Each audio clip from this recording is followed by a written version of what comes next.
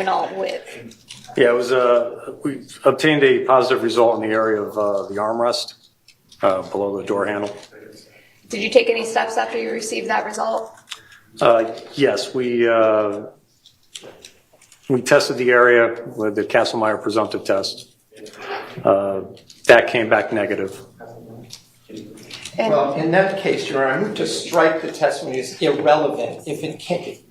The suggestion that it glowed and therefore he used another test that comes back negative would mean that it has no relevance to this case. So I move to strike that testimony. Well, the court would not know whether it has relevance to any other testimony that may be heard at a later date or a later time. There's no prejudice to your client, as the court understands it. There's no unfair prejudice through this testimony overruled.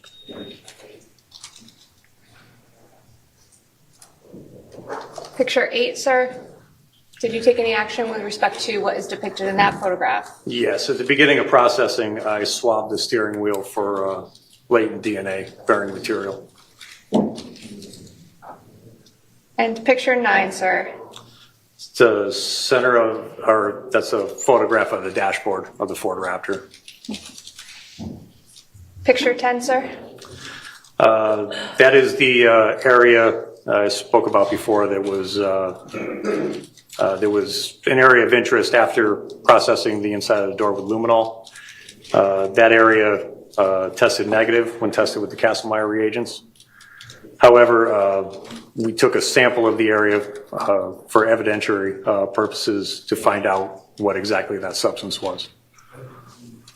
And does this photograph to the screen behind you? Do you recognize what's depicted on that screen? This is photograph 1. Yes, I do. What is that? That is Jefferson Crossing. Number 4 is depicted on the right-hand side of the frame. Would you mind standing up and just pointing to it, please?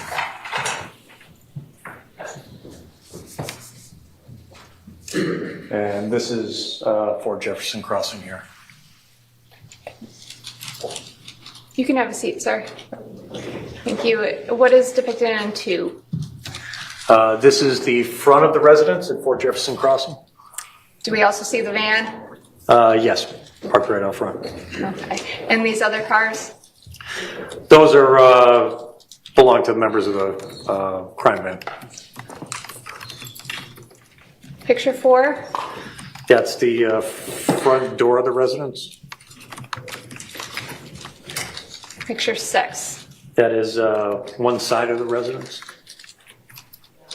And picture 7? The back of the residence. On that day, sir, did you go search the outside of the property as well, or I should say the lawn area? Yes, I walked the lawn around the house. And who was with you that day for the search of Fort Jefferson Crossing? It was Detective Duva, Detective Hazen, Detective Keppel, Detective Pierston, and Detective McGavin. And 10, sir, if you could just describe what is depicted in 10. That's at a portico or drive-through between the 2 garages. Now, I know there was some questions about this, if you can, at which side, and I am going to ask if you can go to the screen behind you, sir. Sure. Which side is closest to the house? So this is the back of the residence. So this side would be towards the house, the kitchen, the bedrooms, things like that. I'm calling this over here the office side. Okay, and when you say the back of the residence, is the street through there? Yes, Through you can see Jefferson Crossing is the street right there at the end of the driveway. And this door, sir, picture 11, which side of the, I guess, cut through is that on? The one close to the house or the office? The office, it'll be on this side. This garage, picture 12, please.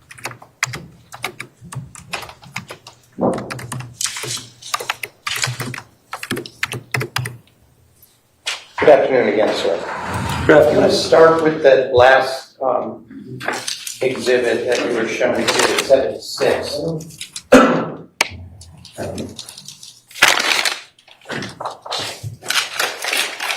Now, we just saw the picture, and the bags were in the photograph, garbage bags were sticking out, right? Yes. So did you roll them back up in here? I don't remember, sir. Because the way that you just displayed it isn't how it is in the picture, right? That's correct. So when you found this or you said someone else found it in the cabinet and put it on the countertop, right? Or it was myself, sir. I don't remember. Okay, fair enough. But was it open like this? It was not like it is there, sir. Okay, so was the bag coming out? Yes. Right, and I just want to hold it on an angle. So these are the way the bags were in there. If you pull one out, you got to sort of, they're in a roll, are they not? They appear to be, yes. So in order to, if you pull it out, you got to sort of put your hand in there to stop them all from rolling out, right? I don't want to do it here for the jury, but am I correct? It's a roll, right? Yes, it's rolled. So that you don't recall whether or not, when you found the box, was it on its side or was it lying on its bottom? Do you recall? I don't remember, sir. But in any event, the photograph shows it coming, the box, the garbage bag coming out, right? Yes. And here, when we just looked at it, it was shoved back in with the top sort of closed, right? Yes. You are not making any representation that these black garbage bags are identical to any of the other garbage bags that were seized from anywhere, other locations during the course of your job as the evidence officer, are you? No. Did you send these bags on to be tested at the state lab for anything? Fingerprints, anything like that? DNA? I personally did not.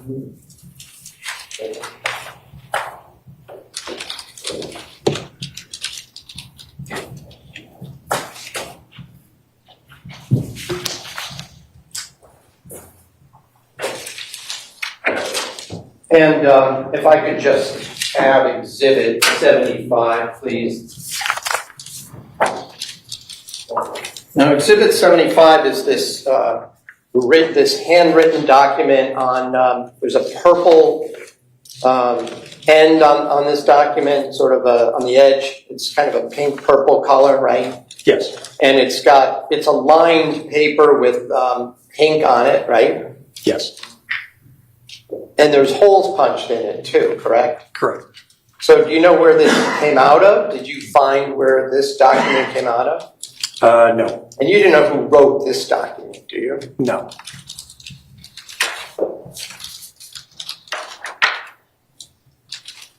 Now I note that when you read it, on the back you also noted, I'm not going to put it back up on the Elmo here because I'm just going to mention, you read what you could off it, right? Yes. It's handwritten by somebody, right? Yes. You did read the name Rose, do you remember that? Yes.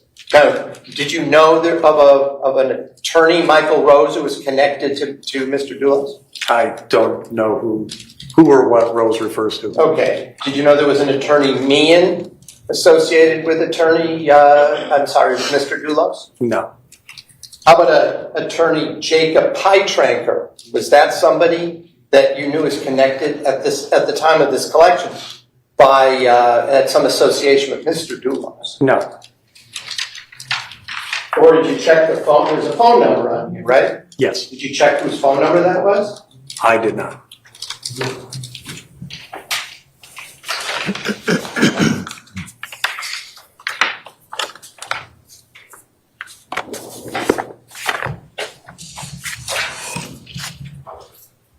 Now, unlike some of the items we've seen that have all this fingerprint dust on it, once you put that black powder on it, or gray powder, it stays on there, right?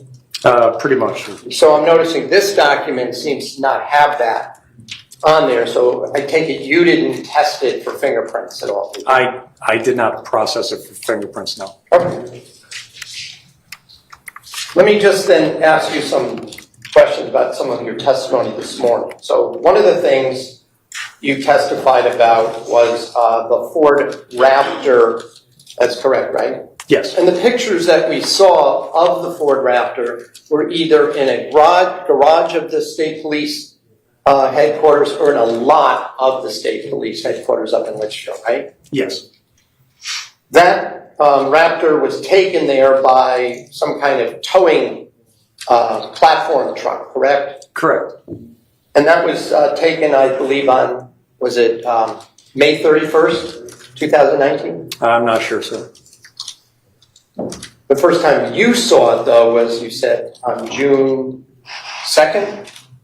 No, the Raptor I first saw on May 31st. You did see it on May 31st, up in Litchfield.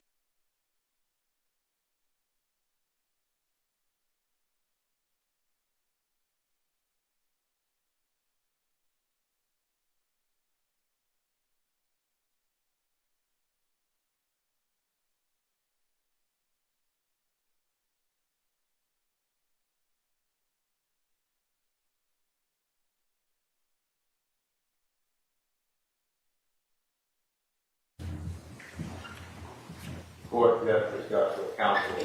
1 minute, Your Honor. Court just discussed with counsel certain segments of the video that may have caused concern, and it has been represented that that segment is not going to be offered. We'll stand adjourned until tomorrow morning at 10 o'clock. Thank you. All right. This honorable hearing for an outstanding adjournment tomorrow at 10 a.m.